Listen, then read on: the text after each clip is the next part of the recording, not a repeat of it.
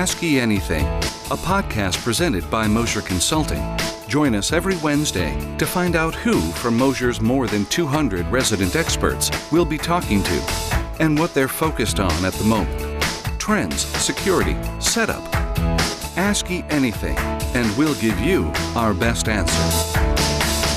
Go! Hello, everyone, and welcome to another edition of Ask Ye Anything presented by Mosher Consulting.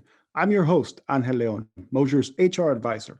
And this week we have some repeat offenders with us. We're bringing back Jim Timberman and Chadd Wheat to talk about a subject we sort of glossed over during our first conversation. We'll be talking about disaster recovery and backups for your business. Should you have a plan? What should that plan entail? How often should you back up your data? All of that and much more with our resident experts, Jim Timberman and Chadd Wheat. Gentlemen, thank you very much for joining me once again on Ask Ye Anything. How are you guys today? Great, wonderful. Thanks for having us back. Yeah. All right, awesome. Well, the last time we spoke, we provided our audience a lot of great information regarding managing their IT help desk. But along the way, we may have stumbled into something that could have been made into its own conversation. And that's what we're here to do today, as we're going to talk about disaster recovery and backups. So I was doing some research about this topic yesterday. So I understand that disaster recovery plans are key for any IT expert, and sometimes they should be created in conjunction with that of a business continuity plan. What do you guys think about that? You know, to answer that, that's not necessarily true. You know, when we think of disaster recovery, a lot of people just normally think of, oh, my building got hit by a tornado, or it got, wiped out, in a fire, or, something happened that I can't get into my building. Those are situations where continuity plans do come into place of like, how are your folks going to work, et cetera. From a disaster recovery, it could just be essentially that I've been breached. There's servers have gone down and you need to spin up new ones. Applications have gone down and you need to get them back up and running. So, if you're looking at disaster recovery that way, business continuity just becomes a small component of it, meaning what are you going to do if we can't get into your building? Well, in today's cloud environment, a lot of that has been answered. And actually, it's really kind of funny is even with COVID, you could look at that as, okay, my business continuity plan has to be in place because my workers are remote and away. That being said, yeah, there is some correlation there, but more focused on the disaster side of things. Yeah, there's several scenarios on to consider. Like Jim said, the one we're sort of living through right now is the COVID crisis, where people have really had to discover or implement their business continuity. But like Jim mentioned, instead of getting hit by a tornado or natural disaster, there's things such as disgruntled employees sabotaging critical systems. There's, through social engineering and the dark web, people finding out account credentials on your site. There's a whole gambit of different situations that it can occur like that. To Chad's point there, of having, those situations where you have been breached or compromised, not just from a disaster perspective, but the backup piece of that comes into play pretty quickly, because a lot of times, and I'll kind of talk a little bit about our process when we deal with ransomwares or any kind of breaches and so forth, as it relates to some endpoint detection tools that are out there to protect devices. Well, if that happens, we're really restoring from a backup. So we're taking the most current backup we have, building a new device, building a new server, and getting that set up, and then restoring that backup to that device.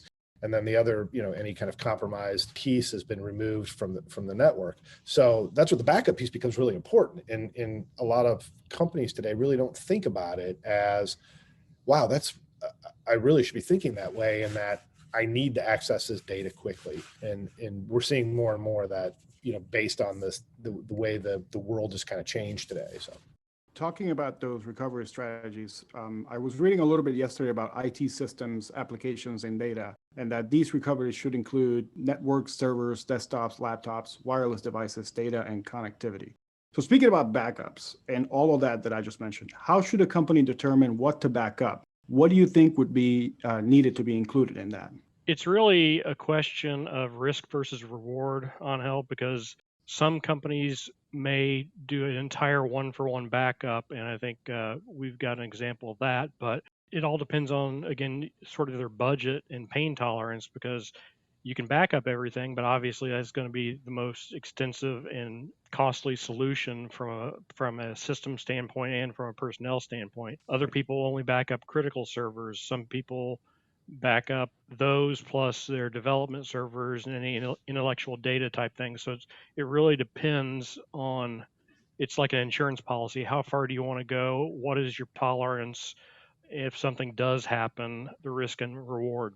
And through that, into kind of and Chad is spot on with that, is you need to prioritize what are your critical applications and systems, and then from that you want to start saying, okay, what do I need to back up with that, and what's the level I need to get to, and through that it's the first thing everyone says is like, hey, let's take email out of it, because email technically is the most mission critical application that any company has, and if they don't tell you, they're lying, because that's where it starts. Everything's communication is made through that. So with a lot of folks that haven't moved to a Office or a Microsoft 365 platform or a cloud-based structure on that's a lot of what needs to come up, having to get that email server up and running and getting things going, and then looking at your core ERPs, your CRMs, et cetera, and then looking through that. But the bigger question on that is, okay, not so much what's mission critical from an application perspective, it's also looking at what devices need to come into play, because we, in this wireless world we live in, it's easy to connect. So having a network firewall configuration may not be as critical, because if I can get this server up and get it connected, then I can get folks to VPN to it. They can get into it from anywhere, which we're seeing today. So that becomes critical. And then, through that, it's also looking at the next phase of that is, okay, how much data do you need? And at what point are you willing to accept that you're going to be behind, or may not be able to recover from that? So. Yeah, and there's a difference between becoming functional once again and becoming fully functional back to where you were before the disaster occurred. And again, large companies may be considered about the loss of income. Some measure it even in minutes or hours, as opposed to smaller companies, which may be able to tolerate, a longer period of outage. So let me ask you along those same lines, because you guys just brought up a lot of good points, but when creating a disaster recovery plan, and we're going to get back to backups here in a second, what contingencies should be considered? That's a great question. Is a lot of it is, the first thing we normally look at is, where's this going to live?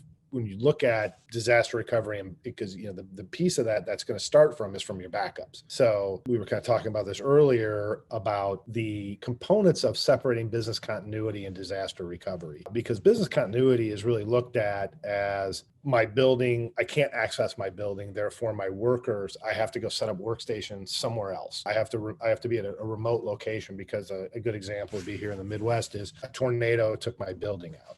Okay, well, with that, I need to find a place to begin for my employees to sit and work at. Companies have like, hey, we've got suites at a hotel we look at. We've got a partner down the street that has given us office space.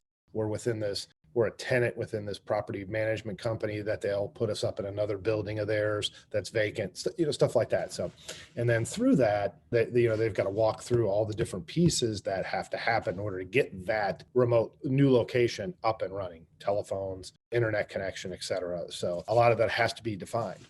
But when we talk about disaster recovery, that could be anything, meaning from, my server has died.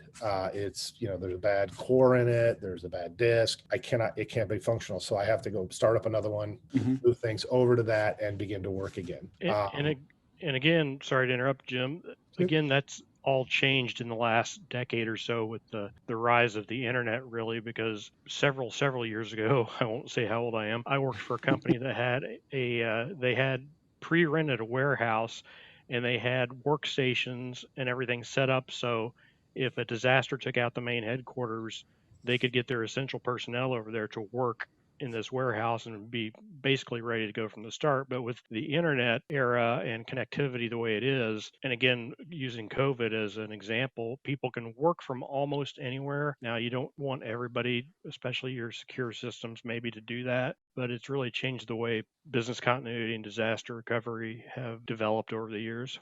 That is true. And then, you put into the fact that, you've got larger bandwidth so that your risk of how much data are you willing to lose becomes greater. And when we normally sit down with clients and talk about disaster recovery and business continuity and backups, the first question that always comes up is, or the first two questions that we ask are always, well, how much money are you willing to budget for this, and how much data are you willing to lose? Because you could build the most elaborate backup scheme, and Right. in tools out there, there's different platforms to do this within and environments to do this within, but that becomes really expensive. You have your what we would call like a hot backup, which means that we've got a replicated environment sitting somewhere else that is actually running in parallel to your production environment. Replication of data, all the stuff that's configured the same, anything that happens over here happens over there, and it's running in parallel. And it's either in the office or location, or it's possibly in another location, whether that would be in a colo or out in the cloud or wherever, and they're running in parallel. So something happens here, they just instantly flip over and they're up and running, and then there's a catch-up game once the other ones come back up. Those are really expensive, and depending on what you want to do, but your risk is pretty small. And there's a lot of larger companies out there that are doing what's called like follow the sun kind of backups and recovery, is that they're basically have these multiple redundant systems that are all over the world at different data centers. So if anything should happen in that region, it just flips over to the next one or the next one, so that if anything ever happens, we're covered. That's sort of how the AWS and Azure work. For example, they have data centers located across the globe, and when something happens, they can isolate it and move to the next one. And even in that too, you start, and from there you kind of start to scale down into what is the best solution for that company or of our clients. It's, a lot of that is again based on cost and how much data they're willing to lose. And there's a multitude of different products and services out there to help support a lot of those. Jim, you mentioned data recovery expenses, and that ties into the next question that I'm going to ask, because it has to do with this topic specifically with recovery plans. What are some of the common ways hackers use to try and gain access to information? What do you think are some of the sneakier ways that they use to get that data? Because at the end of the day, talking about data expenses, if you want your data to be safe, I think it's safe to say that, for lack of a better term, that it's worth the investment. It's worth the expense, correct? Yes, that is true. Data encryption is the key to that, ensuring that it's encrypted in movement, it's encrypted on the drive, that's the key. Chadd, do you have anything you want to add to that? Yeah. One of the ways people don't realize is with all the social platforms today, hackers can social engineer and they can look for certain data on people's public profiles. And, this goes from as far, like there's the intentional kind where they're phishing through an email and say, oh, click here, and they can get information that way. But people have to realize that anything you put on the internet, especially if it's related to your business, that can be social engineered, and that can give hackers certain bits of information that they may need to break into your system, both personal and professional systems. And that also brings up another point, when we're talking about a lot of protection is done around individuals, PII data, your personal data, your bank accounts, et cetera. But one of the things a lot of companies often have a time again forget about is their intellectual capital, what they do, how they do it, their processes, if they're in the manufacturing world or pharma or any kind of manufacturing, there's patents that are pending and information there that they're maintaining and holding private for future release of a product or service, et cetera, et cetera. Well, what ends up happening a lot of times is people, there's so much of a wall built around this HIPAA data and PII and personal data, and don't let your social security numbers get out, because that seems to be where everything's noticed quickly because it impacts individuals. But what a lot of people forget about is that, hey, if they open the doors up a little bit on their intellectual capital, that makes it a lot easier to get in. So now you get into that kind of corporate espionage where we're stealing patents and stealing data and being able to get to market quicker than others. A lot of time they're spending more time focusing on that personal data and forgetting that they have intellectual capital that they need to protect as well. So. Yeah, another example of that, Jim, is we've seen this and heard this from some of our competitors, for example, is some companies will ask for a consultation or an assessment, and depending on how detailed you get, they can use that information and just cut you out of it, really, to implement the suggestions and the infrastructure you have. So typically, in our case, we're careful not to give the exact details, but more of a rough form. But I know I've heard that happening several times where someone will ask for 3 proposals. They'll take the best one and run with it themselves rather than engaging the consulting firm. Oh yeah, yes, that happens a lot. So speaking of, in a case like this, in case of an emergency, how often and what should we test to ensure that all of our data is safe? There's several types of disaster recovering tests on Hill.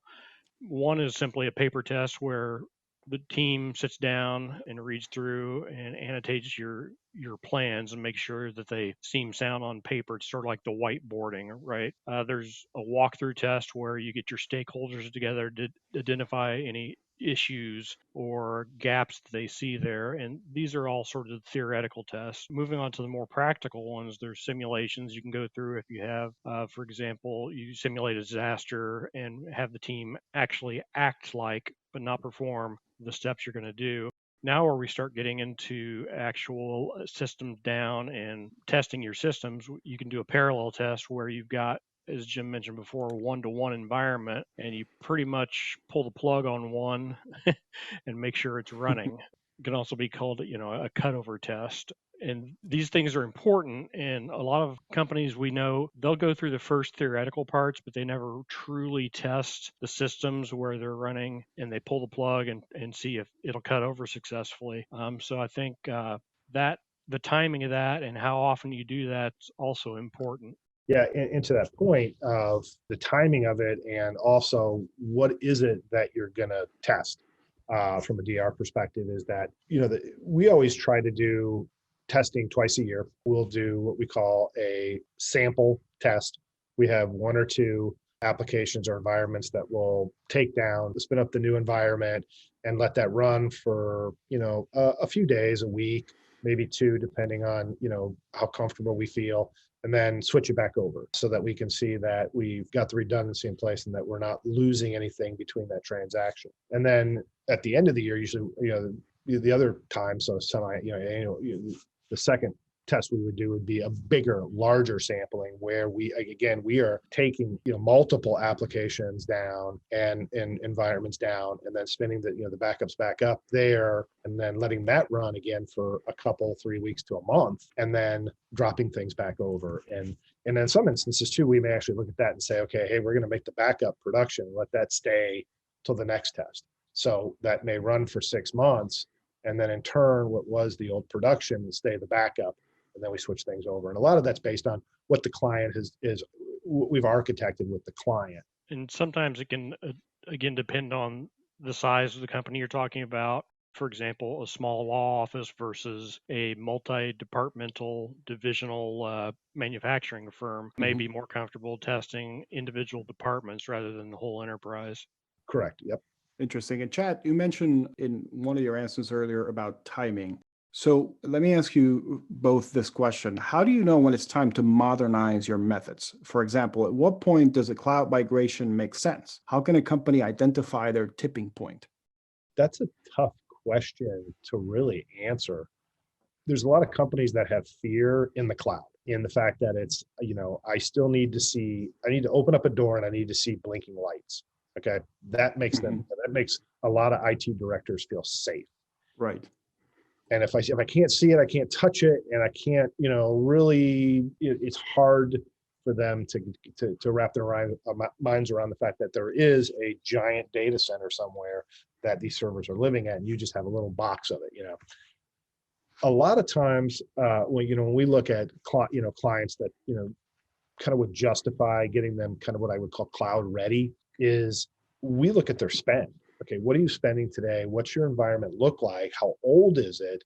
And what are you doing to maintain? What are you spending to maintain that? And those are the ones that we look at to say they're definitely ready for cloud readiness, or they're ready for a cloud movement, because of the fact that there's a lot of cost savings there. And with that, we also look at what are they processing and what are their hours. So how much compute time is actually being spent on average. So if it's a 9 to 5 organization and they've got servers running, there's a lot of cost there. Well, if I can migrate them over, put the commute time to kind of shut things down after a certain period of time where I'm not paying for that cost drops a little bit. So, it's kind of almost like a buy versus lease analogy, because you really don't own anything in the cloud. But the benefit you get from it is all your updates.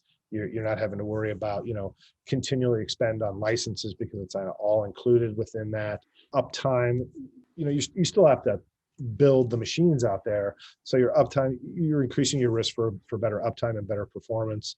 A good way to identify maybe when it's time is to bring in an outside firm to do an audit or a security assessment of your systems. And frankly, if you, as Jim sort of pointed out, when you identify there's certain risks in uptime and loss of capital, then you really need to upgrade. And typically any kind of security or IT systems audit can identify the most at-risk systems, and companies may be able to do it more piecemeal, like transferring all of their email, for example, an easy way to get it on, like, for example, Microsoft Office 365. So they migrate their email systems and then other systems as they're identified as vulnerable to a disaster scenario.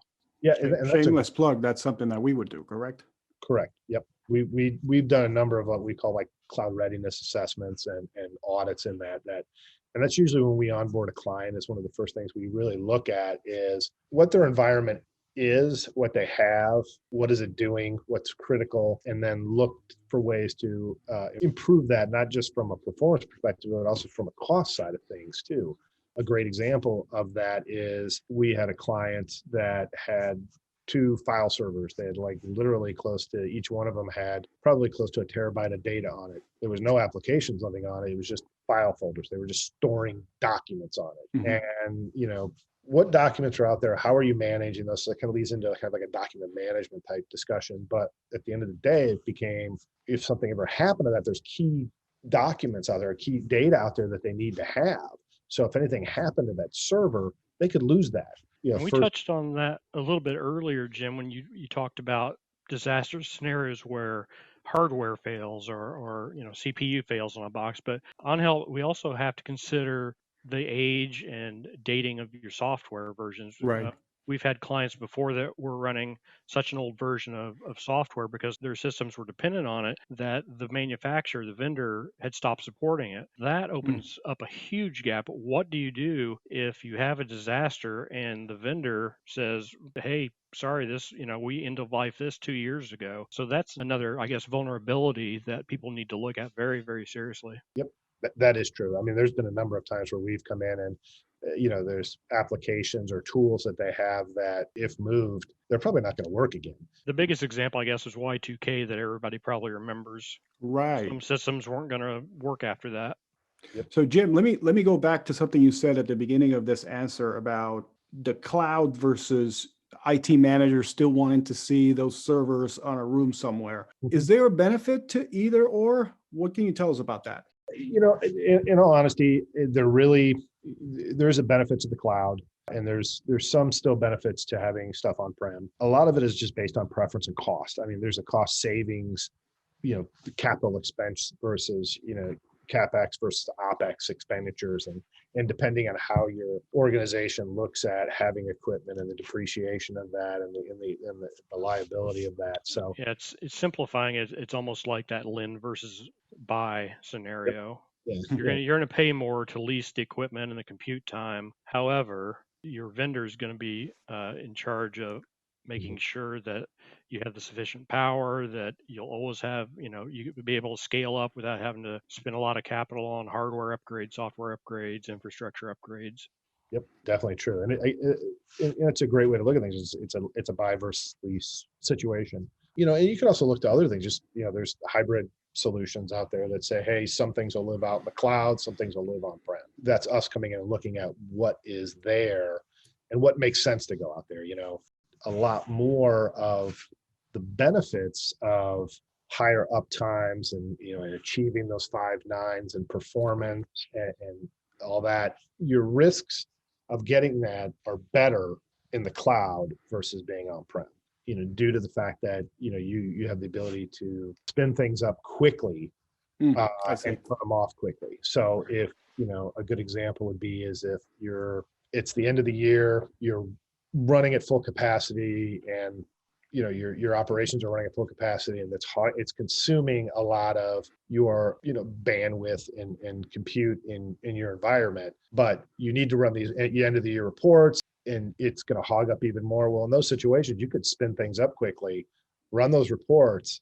When they're done, shut it down, and still be able to maintain your performance levels. Right. And most cloud-based providers also have a way that you can, just spin those up, not even owning them, where you can sort of borrow them for a fee, obviously, but you can spin it up during times of high productivity, and then they go offline again when you're not at capacity anymore. Yeah.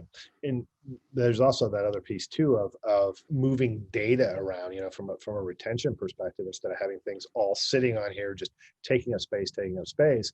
Within the cloud, you can move that around into less expensive storage where you still have access to it, but it's not doing anything except just sitting there. So right. You're not running applications. It's just sitting there, but you can bring it back in as needed. A lot of times you'll have to pay for the movement of that data, but that's right. It's near time as opposed to like real time data.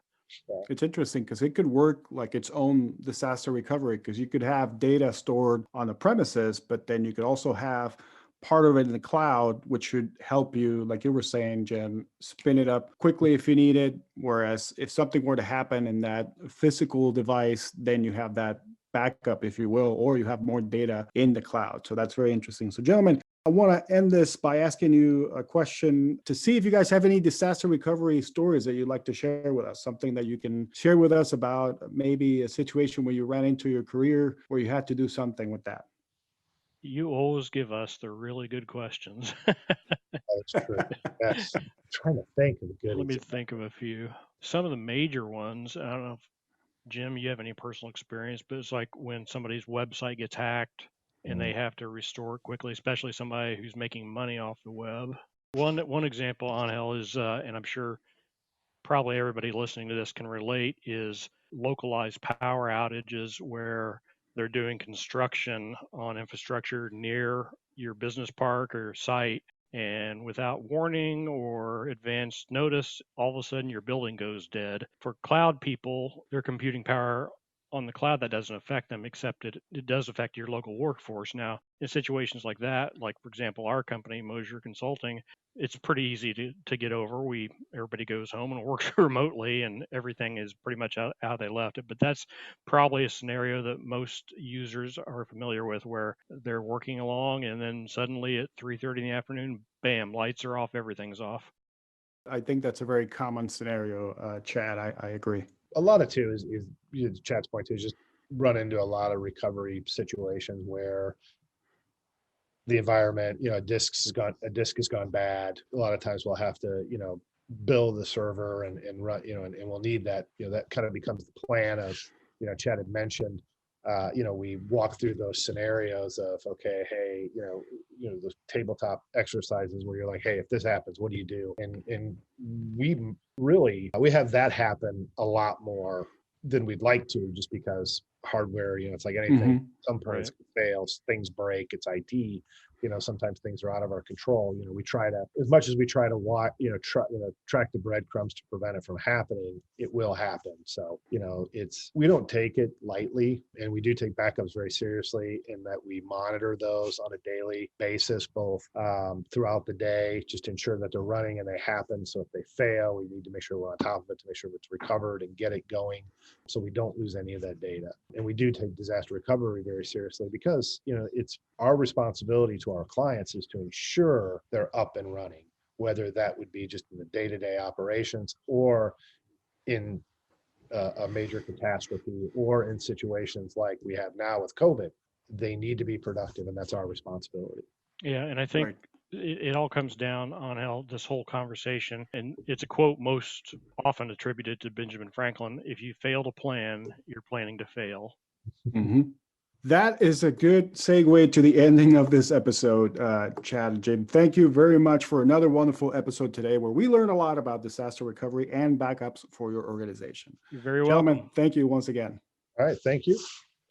And that's it for this week's edition of Ask Ye Anything presented by Mosher Consulting. We hope you enjoyed this conversation about disaster recovery, and we'd love if you would join us next week when we continue to dive deeper with our resident experts and what they're currently working on. Until then, so long, everybody.